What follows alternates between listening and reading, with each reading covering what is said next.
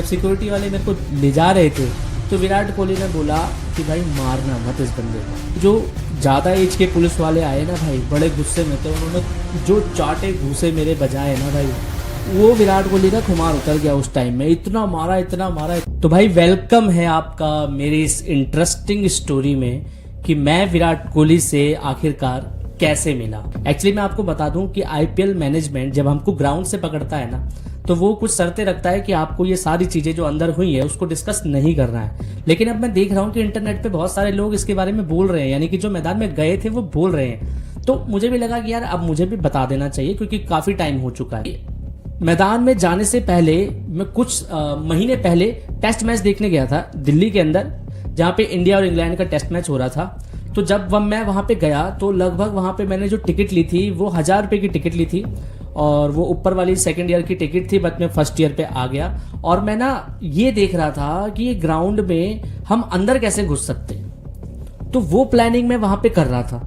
अब हर जगह जहाँ मैंने देखा कि भाई बाउंड्री तो काफ़ी दूर है और उसके बीच में भी जालियाँ लगी हुई हैं, तो आप जब तक जाली पे चढ़ोगे और इतने सारे पुलिस वाले रहते हैं आपको ऐसे ही पकड़ लेंगे।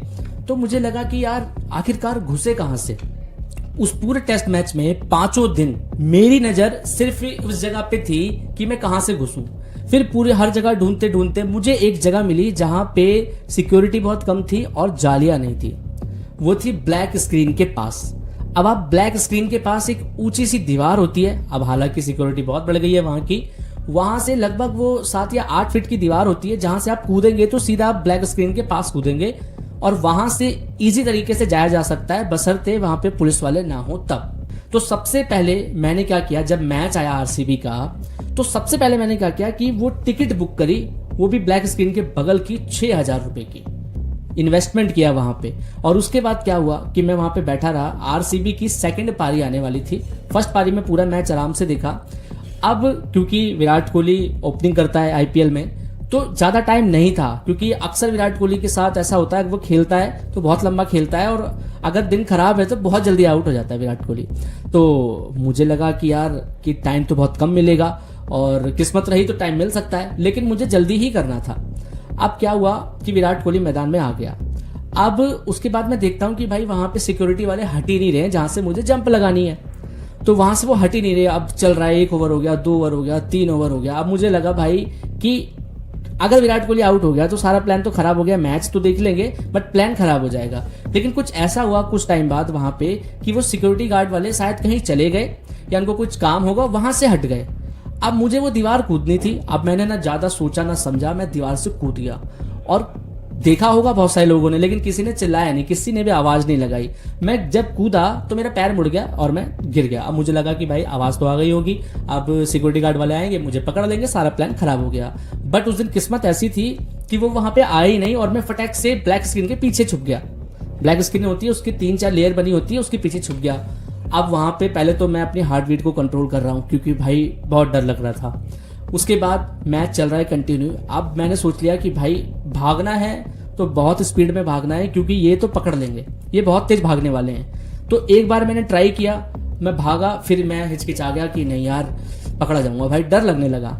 लेकिन फिर मुझे समझ में आया कि अब तू वापस भी नहीं जा सकता ऊपर। अब तू ग्राउंड में जाएगा तो सिक्योरिटी वालों के पास से ही जाएगा, तेरे पास कोई कार्ड भी नहीं है मीडिया का, तेरे पास वीआईपी की टिकट भी नहीं है, तो फंसेगा, लेकिन अब तो जाना ही पड़ेगा। तो बस मैंने सांस लिया और ताकत से भागा भाई, बहुत तेजी से, और सामने विराट कोहली दिख रहा था मुझे।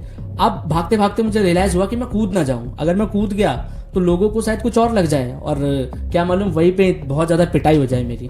तो मैं पहुंचते पहुंचते विराट कोहली देख ही रहा था कि मेरे साइड एक बंदा आ रहा है, और मैं सीधा पैरों पे गिर गया।